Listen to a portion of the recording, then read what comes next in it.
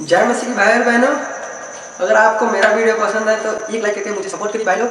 और हाँ, चैनल को सब्सक्राइब करना बोले तो चलते हैं वीडियो स्टार्ट करते हैं।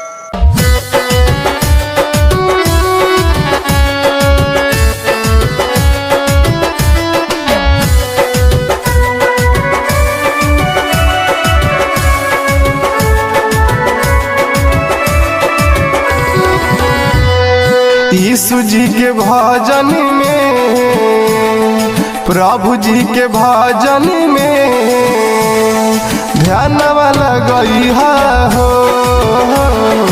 यीशु जी के भजन में ध्यान वाला गई हो। प्रभु जी के भजन में ध्यान वाला गई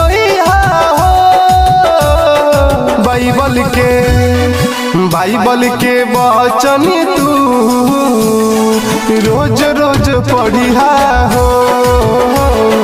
यीशु जी के भजन में मानवा लगइहा हो।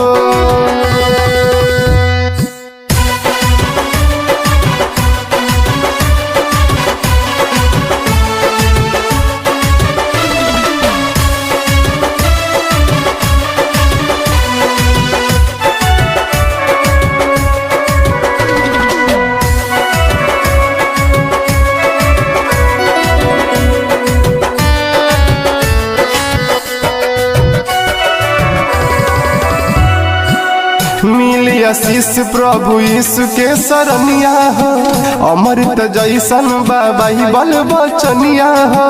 अमृत जैसन बाइबल बचनिया हो। मिली आशीष चल यीशु के शरणिया हो।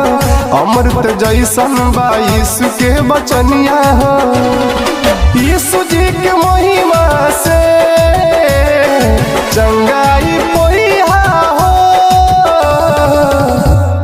चर्च भवनवा में रोज रोज जइहा हो। यीशु जी के भजन में मनवा लगइहा